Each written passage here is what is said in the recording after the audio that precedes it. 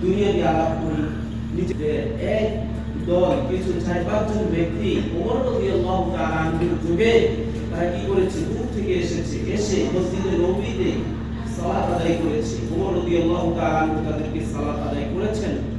সালাত আদায় করার পর ওমর রাদিয়াল্লাহু তাআলা আনহু তিনি দেখতে পেলেন কিছুক্ষণ পর ওই 4-5 জন ব্যক্তি কি করছে, তারা দুনিয়াবি কথায় মত্ত রয়েছে মসজিদে নববীতে। তখন আরেকজন তার পাশে যারা ছিল ওনাকে বললেন, এই ওদেরকে ডেকে নিয়ে আসো তো। তারপর ওদেরকে ডেকে নিয়ে আসা হলো। ওমর রাদিয়াল্লাহু তাআলা আনহু তিনি বললেন, তোমরা কোথায় থেকে এসেছো? তোমরা কোথায় থেকে এসেছো? তখন তারা বলল যে আমরা অমুক জায়গা থেকে অনেক দূর থেকে এসেছি। তখন তিনি বললেন, যদি তোমরা আজকে এই মদিনাবাসী হতে, যদি তোমরা আশপাশের হতে কেউ, তাহলে অবশ্যই আমি তোমাদেরকে শাস্তি দিতাম। তোমরা এমন জায়গায় এসে কথা বলতেছো, জোরে জোরে কথা বলতেছো, দুনিয়াবি কথায় মত্ত রয়েছো, অথচ এখানে রাসূল সাল্লাল্লাহু আলাইহি ওয়াসাল্লাম শুয়ে আছেন, ঘুমিয়ে আছেন। তোমরা কি জানো না এটা রাসূল সাল্লাল্লাহু আলাইহি ওয়াসাল্লামের মসজিদ? তো রাসূল সাল্লাল্লাহু আলাইহি ওয়াসাল্লামের মসজিদে এত সম্মান করতে কে ওমর রাদিয়াল্লাহু তাআলা সহ অন্যান্য সাহাবীগণ এইভাবে রাসূল সাল্লাল্লাহু আলাইহি ওয়াসাল্লামের মসজিদের সম্মান করতেন। রাসূল সাল্লাল্লাহু আলাইহি ওয়াসাল্লাম শুধু ওমর রাদিয়াল্লাহু তাআলা সম্মান বা মসজিদের আদব রক্ষা করেছেন এমন সমস্ত সাহাবীগণই করেছেন। এমনকি ইমাম মালিক নাম সবাই শুনেছেন, মালিক ইমাম শুনেন নাই? সবাই শুনেছেন। ইমাম মালিক তিনি মসজিদে নববীতে দাস দিতেন। এখানে মসজিদে নববীতে তিনি তো মদিনার সবচেয়ে বড় আলেম ছিলেন ওনার যুগে। তিনি বলতেন যে কুল্লুন ইউখাযু ওয়া ইউরাদ ইল্লা সাহিবা হাদাল কবর, যে প্রত্যেক ব্যক্তির কথা সেটা গ্রহণ করা যাবে, প্রত্যেক ব্যক্তির কথা আবার ছুঁড়ে ফেলে দেওয়া যাবে। শুধুমাত্র একজন ব্যক্তির কথা কি করা যাবে না, ছুঁড়ে ফেলার কোনো সুযোগই নেই। শুধু তার কথাটাই কিন্তু হবে, সেটা কি রাসূল সাল্লাল্লাহু আলাইহি ওয়াসাল্লামের কথা। এবং উনি যখন দাস দিতেন, মালিক রাহিমাহুল্লাহ তিনি যখন দাস দিতেন, তিনি মসজিদে নববীতে এত পরিপাটি হয়ে সুন্দর করে আসতেন যে এখানে যেন ওনার পোশাক, সাজসজ্জা, ওনার আদর ব্যবহার এইগুলি কেন করতেন? কারণ হচ্ছে এখানে রাসূল সাল্লাল্লাহু আলাইহি ওয়াসাল্লাম শুয়ে আছেন এবং তিনি কি দাস দিতেন? রাসূল সাল্লাল্লাহু আলাইহি ওয়াসাল্লামের হাদিসের দাস দিতেন।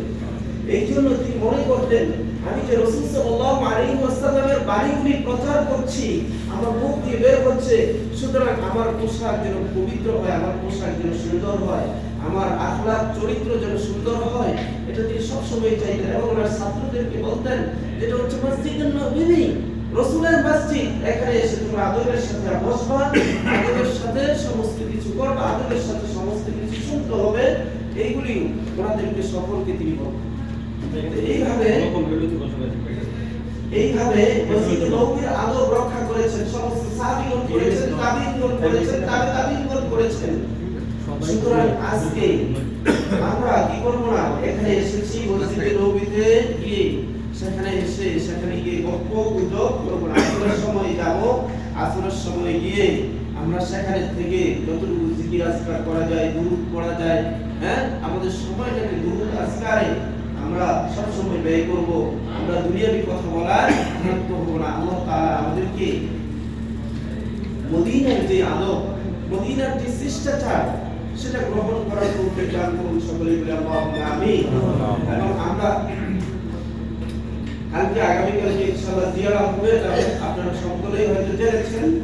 আগামীকালকে জিয়ারার যে সমস্ত জায়গা রয়েছে, সেখানে নির্দিষ্ট জায়গায় গিয়ে সেই বিষয়গুলি আপনাদেরকে স্পেসিফিক ভাবে ইনশাআল্লাহ বর্ণনা করে দিব, যাতে করে সেখানে গিয়ে বললে সেই জিনিসগুলি স্পেসিফিক ভাবে স্মরণ থাকে। জায়গায় গিয়ে যদি সেই জায়গার কাহিনীটা জানা যায়, তাহলে সেটা অনেকেই মনে থাকে। আর যদি এখন আমি বলে দেই, তাহলে হয়তো অনেকেরই মনে থাকবে।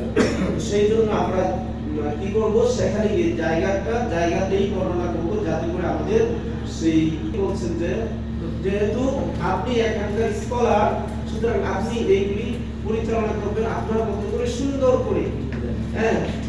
অথচ অনেক মুআল্লিমরা আমরা দেখি যে কি করে না, তারা হজটা ভালোভাবে আদায় করায় না, উমরাটা ভালোভাবে আদায় করায় না। এমনও আছে যে তাদের হজ হয় না। অনেক মুআল্লিম আছে তারা হজ করাই নিয়ে যায় কিন্তু তাদের হজই হয় না। অনেক কাজ রয়েছে যেগুলো তারা করায় না। আমরা সর্বোচ্চ চেষ্টা করি রাসূল সাল্লাল্লাহু আলাইহি ওয়াসাল্লামের নিয়মে আমরা যেন আপনাদেরকে হজ, উমরা, জিয়ারা এই বিষয়গুলি আমরা সম্পূর্ণভাবে দায়িত্ব পালন করার চেষ্টা করি, আপনাদের